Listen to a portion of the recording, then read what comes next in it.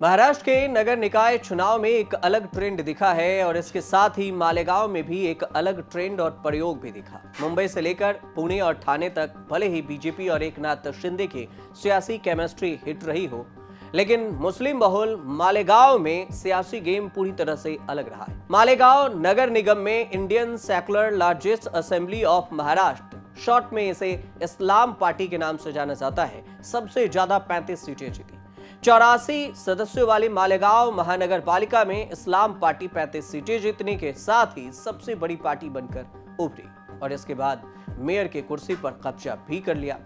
यहां पर असदुद्दीन ओवैसी की AIMIM मुख्य विपक्षी दल बनी। मालेगांव में मेयर के लिए बहुमत का आंकड़ा 43 है, इस्लाम के पास 35 है, 5 सपा को जोड़ लीजिए तो 40 होती है और बाकी के 3 पार्षद इस्लाम ये चाह रही है कि AIMIM उसे सपोर्ट करे। अब महाराष्ट्र में भले ही 12% मुस्लिम आबादी हो, लेकिन मालेगांव में 78% से ज्यादा मुसलमान हैं और आजादी के बाद से देखें तो अब तक हुए चुनाव में मुस्लिम वोटर मालेगांव में कांग्रेस का समर्थन करते रहे। मुस्लिम वोटर्स का यह ट्रेंड 2024 के लोकसभा चुनाव और विधानसभा चुनाव में भी दिखा, लेकिन इस बार के शहरी निकाय चुनाव में मालेगांव के मुसलमानों का मिजाज थोड़ा बदला और यहां मुसलमानों की पहली पसंद इस्लाम पार्टी बनी। तो ऐसे में सवाल ये आपके मन में उठ रहा होगा कि ये पार्टी कब बनी, किसने बनाई और क्यों बनाई, किस वजह से बनाई। तो कब बनी इस्लाम पार्टी, पहले इसको समझे।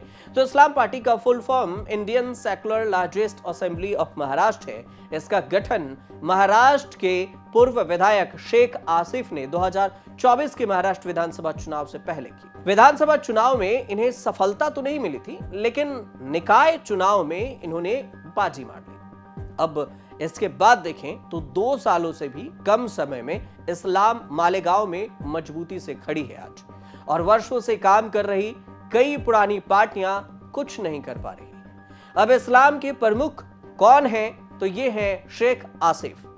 पूर्व विधायक रहे हैं शेख आसिफ, दिवंगत नेता शेख रशीद के बेटे हैं। शेख आसिफ मालेगांव के मेयर भी रह चुके हैं। 2014 में कांग्रेस के टिकट पर विधायक भी बने और कांग्रेस के साथ उनके रिश्ते विधायक बनने के बाद से ही बिगड़ने लगे। धीरे धीरे ये मनमुटाव में बदला। 2022 में ये मतभेद काफी बढ़ गया और इसके बाद शेख आसिफ ने कांग्रेस छोड़ दी और फिर एनसीपी के साथ जाकर हाथ मिला लिया। एनसीपी तब तक 2 हिस्सों में बढ़ चुकी थी। एनसीपी में भी शेख आसिफ बहुत दिन तक नहीं रह सके और 2024 में अपनी एक अलग राजनीति पार्टी इस्लाम बनाई।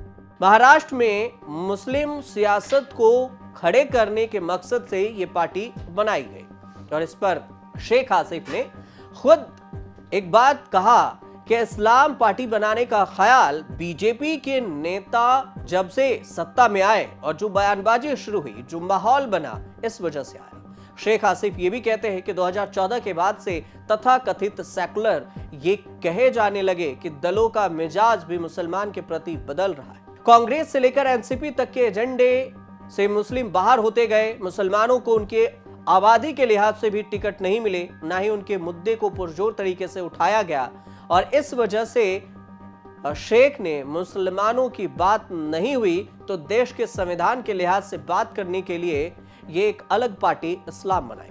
शेख आसिफ ने इस बात की जानकारी खुद दी। अल्लाह का शुक्र अदा करता हूँ सबसे पहले, और मालेगांव शहर की आवाम का, मालेगांव शहर के वोटरों का, मतदाताओं का मैं शुक्रिया अदा करता हूं कि आज जो निकाल आया मालेगांव महानगर पालिका का, वो निकाल के अंदर 1 नंबर पक्ष इस्लाम पक्ष, 1 नंबर पक्ष सेकुलर फ्रंट के उम्मीदवार इस्लाम पार्टी और समाजवादी के, उनको भी मुबारकबाद देता हूं कि उन्होंने जबरदस्त इलेक्शन लड़ा, जाबाजी से इलेक्शन लड़ा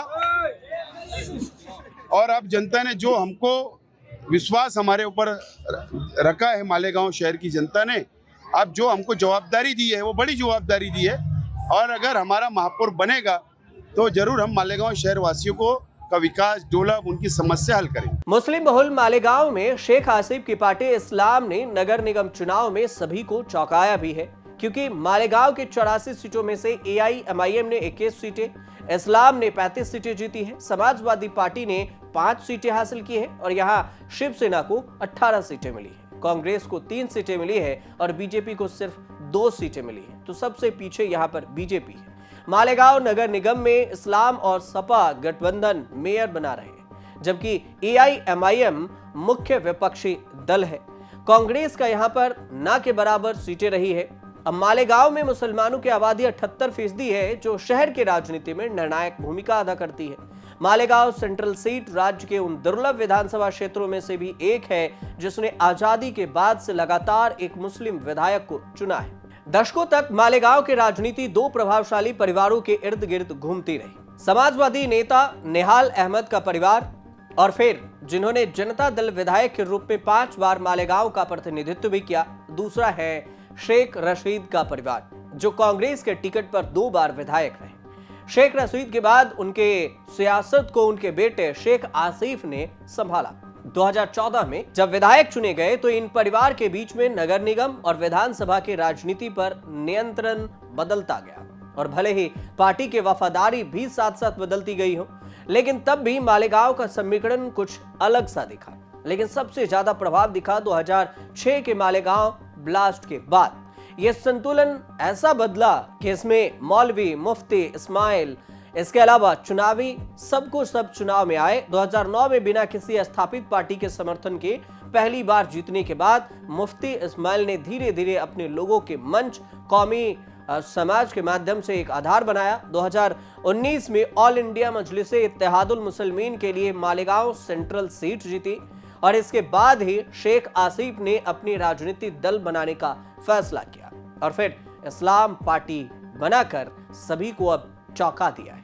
मुस्लिम राजनीति की नई प्रयोगशाला अब मालेगांव बन गई है। यहां पर असदुद्दीन ओवैसी के सिपह सलाहकार मुफ्ती इस्माइल की AIMIM तमाम कोशिशों के बाद मालेगांव के शहर पर कब्जा नहीं करवा पाई और ना जमा सकी, जबकि शेख आसिफ की पार्टी ने सपा के साथ मिलकर मुसलमानों का एक मुश्त वोट हासिल करने में कामयाब रही और यहां पर मुसलमानों ने कांग्रेस, NCP जैसे दलों को भी पूरी तरह से दरकिनार करके मुस्लिम परस्त पार्टी का साथ दिया। अब इसी का नतीजा है कि शेख आसिफ की इस्लाम पार्टी सबसे बड़ी पार्टी निगम चुनाव में बनकर उभरी है और ओवैसी की पार्टी मुख्य विपक्षी रोल में है। अब इसका आगे आने वाले चुनाव में क्या कुछ असर पड़ेगा, आने वाले विधानसभा चुनाव में कितना असर होगा, ये आने वाले समय में देखने को मिलेगी। फिलहाल अगर आपके इस पर कोई राय हो तो आप हमें कमेंट जरूर कीजिए और वीडियो अच्छा लगे तो चैनल से जुड़िए, देखते रहिए न्यूज़ तक।